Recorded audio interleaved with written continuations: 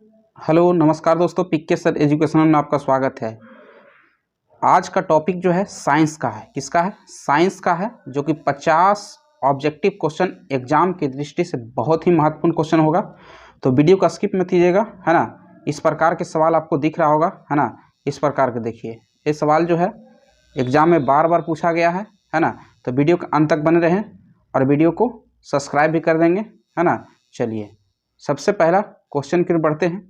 सबसे पहला सवाल कहता है, निम्नलिखित में कौन सा एक कमजोर बल है?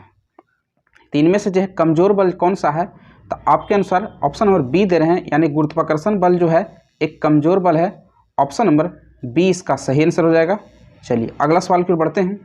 जी का मान के साथ बढ़ता है। तो जी के मान जो है 7, यानी जी के मान छोटकी जी होता है, इसका मान बढ़ता ऊंचाई में कमी के कारण बढ़ता है। तो ऑप्शन नंबर इसका क्या हो जाएगा? डी इसका सही आंसर हो जाएगा। चलिए अगला सवाल की ओर बढ़ते हैं। बहुत ही बढ़िया सवाल है। कहता है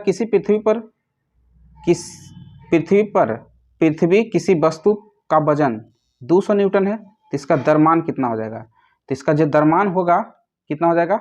20 केजी हो जाएगा। ऑप्शन नंबर ए इसका सही आंसर हो जाएगा। ए इसका सही आंसर है। चलिए अगला सवाल की ओर बढ़ते हैं।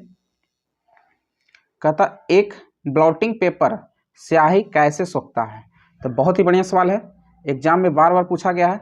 एक ब्लॉटिंग पेपर जो स्याही कैसे सोखता है? तो कोशिका क्रिया द्वारा सोखता है। ऑप्शन नंबर बी इसका सही आंसर हो जाएगा। चलिए अगला सवाल की ओर बढ़ते हैं। बहुत ही बढ़िया सवाल है। कहता किस सिद्धांत या नियम के आधार पर वस्तुएं पानी में तैरती हैं?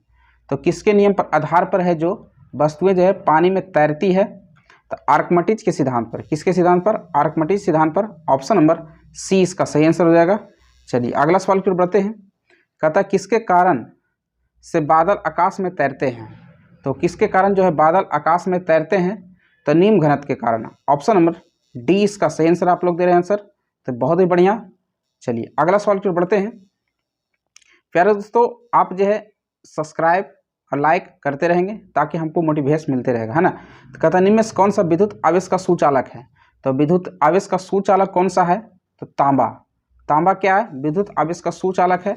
ऑप्शन नंबर सी इसका सही आंसर हो जाएगा। चलिए अगला सवाल की बहुत ही बढ़िया सवाल है। इस प्रकार के सवाल एग्जाम में बहुत बार पूछा गया है। तो थर्मस फ्लक्स के आविष्कार कौन किया था? तो बहुत ही बढ़िया सवाल है। तो थर्मस फ्लक्स का आविष्कार किसने किया था? डिबार ने किया था। ऑप्शन नंबर ए इसका सही आंसर हो जाएगा। चलिए अगला सवाल की ओर बढ़ते हैं। बहुत ही बढ़िया सवाल है। कहता है पानी का क्वथनांक बिंदु, पानी का क्वथनांक बिंदु कितना होता है? पानी का क्वथनांक बिंदु कितना होता है? तो जल्दी से कमेंट में छाप दीजिए। फारेनहाइट में बताना है तो 212 फारेनहाइट हो जाएगा। ऑप्शन नंबर बी इसका सही आंसर हो जाएगा। पानी का क्वथनांक बिंदु कितना हो जाएगा? 212 फारेनहाइट। चलिए अगला सवाल। कहता है पानी के वाष्प की गुप्त ऊष्मा किसके बराबर होता है? तो पानी के जो वाष्प जो गुप्त ऊष्मा होती है किसके बराबर होती है? तो 536 कैलोरी। ऑप्शन नंबर सी इसका सही आंसर हो जाएगा। चलिए अगला सवाल की ओर बढ़ते हैं। कहता ताप मापने हेतु उपयोग किया जाता है। तो इनमें से आंसर आपको बताना है। ताप मापने के लिए प्रयोग किया जाता है तो थर्मामीटर का प्रयोग करते हैं। ऑप्शन नंबर बी इसका सही आंसर हो जाएगा। चलिए अगला सवाल की ओर बढ़ते हैं। कहता सूर्य द्वारा उत्सर्जित हानिकारक विकिरण, सूर्य द्वारा जो उत्सर्जित जो हानिकारक विकिरण है परावैंगिक विकिरण है। ऑप्शन नंबर बी इसका सही आंसर हो जाएगा। Option number B. चलिए अगला सवाल की ओर बढ़ते हैं। बहुत ही बढ़िया लाजवाब आंसर दे रहे हैं आप लोग। विद्युत ऊर्जा का वाणिज्यिक इकाई कितना है? तो कहता है विद्युत ऊर्जा की वाणिज्यिक इकाई क्या है? तो किलोवाट घंटा, यानी KWH। ऑप्शन नंबर क्या हो जाएगा? बी इसका सही आंसर हो जाएगा। चलिए अगला सवाल की ओर बढ़ते हैं। यदि तापमान बढ़ता है तो ध्वनि की गति क्या होती है? अगर जो तापमान बढ़ेगा तो ध्वनि की गति भी बढ़ेगा। ऑप्शन नंबर डी इसका सही आंसर हो जाएगा। चलिए अगला सवाल की ओर बढ़ते हैं। कहता वोल्ट मीटर का उपयोग डैश मापने के लिए किया जाता है। तो बहुत ही बढ़िया सवाल है ना। तो वोल्ट मीटर का उपयोग जो है किसके मापने के लिए किया जाता है? इसका सही आंसर क्या हो जाएगा? विभवांतर मापने के लिए। ऑप्शन नंबर बी इसका सही आंसर हो जाएगा। चलिए अगला सवाल की ओर बढ़ते हैं। लोहे में जंग लगना कैसा परिवर्तन है? बहुत ही बढ़िया सवाल है। कहता लोहे में जंग लगना कैसा जो है परिवर्तन है? तो लोहे में जंग लगना जो है रासायनिक परिवर्तन है। ऑप्शन नंबर डी इसका सही आंसर हो जाएगा। चलिए, कहता किसी तत्व की परमाणु संख्या 13 है, तो इस तत्व में कितने सेल हुए हैं? तो आप जल्दी से कमेंट में छाप दीजिएगा। तो किसी तत्व की परमाणु संख्या में जो है 13 है, तो इसमें तत्व के सेल कितना हो जाएगा? 3। ऑप्शन नंबर ए इसका सही आंसर हो जाएगा। चलिए अगला सवाल की ओर बढ़ते हैं। साइंस का बहुत ही गजब क्वेश्चन है जो एग्जाम में बार बार पूछा गया है ना। निम्नलिखित में कौन सा किसी भी धातु का इलेक्ट्रॉनिक विन्यास नहीं है? तो धातु का इलेक्ट्रॉनिक विन्यास नहीं है तो कौन सा नहीं है ना? जिस कक्षा के सेल में, यानी किसी परमाणु की 72 कक्षा में 1 2 3 ये सब इलेक्ट्रॉन हो गए तो धातु कहलाते हैं। और अधातु के लिए कितना हो जाएगा? 4। क्या हो जाएगा? उपधातु के लिए 4, अधातु के लिए 5 6 7 8 ये सब रहे अधातु कहलाएंगे, है ना। तो इसके 72 कक्षा में 6 इलेक्ट्रॉन वाला ऑप्शन नंबर डी है। ऑप्शन नंबर डी इसका करेक्ट आंसर हो जाएगा। चलिए अगला सवाल की ओर बढ़ते हैं। कहता है परमाणु क्रमांक को किस अक्षर द्वारा निरूपित किया जाता है, यानी सूचित किया जाता है? तो परमाणु क्रमांक है, तो परमाणु क्रमांक जो होती है जेड अक्षर द्वारा सूचित किया जाती है। ऑप्शन नंबर सी इसका सही आंसर हो जाएगा।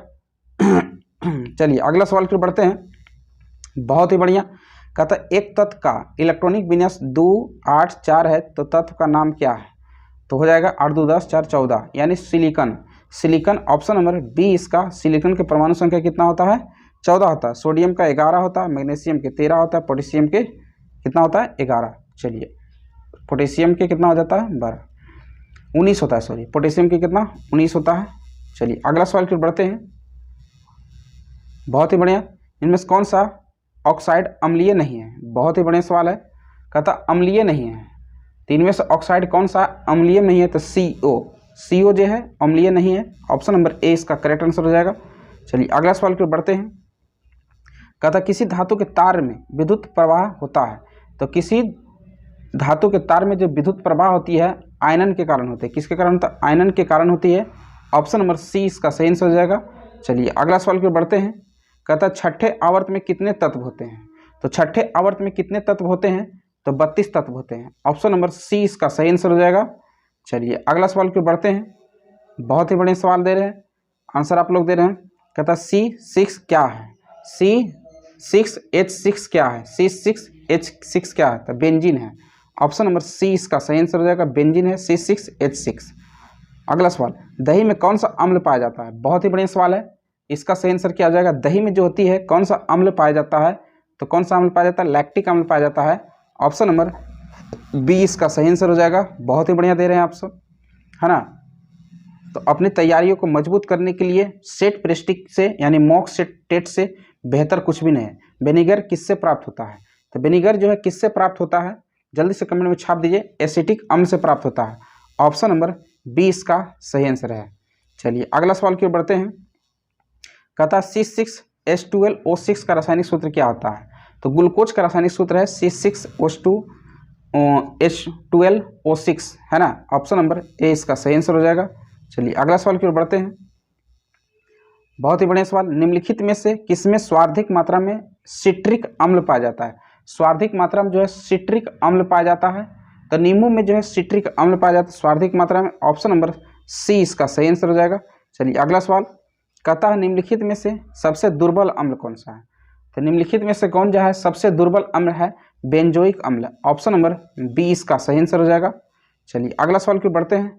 अधातु ऑक्साइड आमतौर पर से होते हैं, तो अधातु जो ऑक्साइड होते हैं अम्लीय होते हैं, अधातु के ऑक्साइड क्या होते हैं? क्षारीय। चलिए अगला सवाल की ओर बढ़ते हैं। तरल अवस्था में पाए जाने वाले अधातु, तरल अवस्था में जो पाई जाती है अधातु कौन सा है? तो ब्रोमीन है। ऑप्शन नंबर डी इसका सही आंसर हो जाएगा। चलिए अगला सवाल की ओर बढ़ते हैं। लोहे के कठोर और मजबूत बनाने के लिए निम्न में से क्या मिलाया जाता है? तो बहुत ही बढ़िया सवाल है। लोहा के कठोर जब बनाना होगा तो इनमें से कौन सा मिलाएंगे? तो कार्बन मिला देंगे तो लोहा कठोर बन जाएगा। ऑप्शन नंबर सी इसका सही आंसर हो जाएगा। चलिए अगला सवाल। कहता है सौर पैनल में निम्न में से कौन सी धातु का प्रयोग होती है? इस सौर पैनल में जो है निम्न में से कौन सी धातु का प्रयोग किया जाता है? तो सिलिकॉन का प्रयोग किया जाता है। ऑप्शन नंबर बी इसका सही आंसर हो जाएगा। चलिए अगला सवाल की ओर बढ़ते हैं। कहता है बेसलिन में निर्माण में प्रयोग की जाने वाली रसायन क्या है? तो बेसलिन में निर्माण में प्रयोग किए जाने वाली रसायन, तो बेसलिन में क्या प्रयोग किया जाता है? जल्दी से कमेंट में छाप दीजिए। तो पेट्रोलियम जेल, पैराफिन मोम, खनिज तेल, यानी सभी इसमें पाया जाता है। ऑप्शन नंबर डी इसका सही आंसर हो जाएगा। चलिए अगला सवाल की ओर बढ़ते हैं। बहुत ही बढ़िया आप लोग आंसर दे रहे हैं, है ना। कहता है निम्नलिखित में भिन्न को चुने। निम्नलिखित को भिन्न को चुनना, एल्युमिनियम, लोहा, तांबा, पीतल। पीतल जो होती है ये भिन्न है इनमें से, क्या है, पीतल इनमें से भिन्न है। चलिए अगला सवाल की ओर बढ़ते हैं। कहता पीतल मिश्र धातु होते हैं, तो पीतल मिश्र धातु किसका होता है, तांबा और जस्ता होते हैं, है ना। इसका ट्रिक हम लोग क्या रखें, पिताजी, क्या रखें दोस्तों, पिताजी इसका ट्रिक रखें, हम लोग याद रखते हैं। पी से पीतल हो जाता है, त से तांबा हो जाता है, ज से जस्ता हो जाता है, यानी पिताजी। ऑप्शन नंबर ए इसका सही आंसर हो जाएगा। चलिए अगला सवाल फिर बढ़ते हैं। कहता है निम्नलिखित में कौन सी मिश्र धातु टीन होती है, तो टीन की मिश्र धातु होती है, बहुत ही बढ़िया सवाल है। तो सोल्डर जो बनी होती है टीन की बनी होती है, ऑप्शन नंबर बी इसका सही आंसर हो जाएगा। चलिए अगला सवाल फिर बढ़ते हैं। जब एक धातु पानी के साथ अभिक्रिया करती है तो कौन सी गैस निकलती है, बहुत ही बढ़िया सवाल है। कहता है एक धातु जो है पानी के साथ अभिक्रिया करेगा ना तो कौन सा गैस निकलेगी, तो हाइड्रोजन। ऑप्शन नंबर डी इसका सही आंसर हो जाएगा। चलिए अगला सवाल की ओर बढ़ते हैं। बहुत ही लाजवाब सवाल आ गया है। कहता अमोनिया का व्यापारिक निर्माण किस प्रक्रिया से होती है, तो अमोनिया का निर्माण जैसा ही आएगा तो हाइबर प्रक्रिया मार दीजिए। ऑप्शन नंबर डी इसका सही आंसर हो जाएगा। चलिए अगला सवाल की ओर बढ़ते हैं। कहता अग्नाशय रस, अग्नाशय रस में मौजूद एंजाइम प्रोटीन को अमीनो एसिड में परिवर्तित करता है, तो इसका सही आंसर क्या आ जाएगा, जल्दी से कमेंट में छाप दीजिए। तो अग्नाशय रस में जो होती है मौजूद एंजाइम प्रोटीन को अमीनो एसिड में परिवर्तन कर देता है, तो ट्रिप्सिन। ऑप्शन नंबर ए इसका सही आंसर हो जाएगा। चलिए अगला सवाल की ओर बढ़ते हैं। पित्त के कार्य होता है, तो पित्त के क्या कार्य होता है, जल्दी से कमेंट में छाप दीजिए। पायसीकरण। ऑप्शन नंबर ए इसका सही आंसर हो जाएगा, पायसीकरण। चलिए अगला सवाल की ओर बढ़ते हैं। कहता है किस प्रक्रिया के द्वारा आहार नली में भोजन जाता है, किस प्रक्रिया के द्वारा जो आहार नली में भोजन जाता है, तो अंत ग्रहण करने से। ऑप्शन नंबर ए इसका सही आंसर हो जाएगा, अंत ग्रहण करने से। चलिए अगला सवाल की ओर बढ़ते हैं। कहता निम्नलिखित में से कौन सा एक उत्पत्ति एकीकृत कार्य करता है, तो जो है उत्पादी जो है एकीकृत का कार्य करता है, तो इसका सही आंसर हो जाएगा यूरिया। ऑप्शन नंबर बी इसका सही आंसर हो जाएगा। चलिए अगला सवाल की ओर बढ़ते हैं। कहता निम्नलिखित में से किस तत्व में 3 संयोजी इलेक्ट्रॉन पाई जाती है, तो 3 संयोजी इलेक्ट्रॉनिक जो है निम्नलिखित में कौन सा पाया जाता है, एल्युमिनियम में। एल्युमिनियम जो है 3 संयोजी इलेक्ट्रॉन होती है, यानी जो 72 कक्षा में एल्युमिनियम होते हैं वही 3 संयोजी इलेक्ट्रॉन होते हैं। चलिए अगला सवाल की ओर बढ़ते हैं।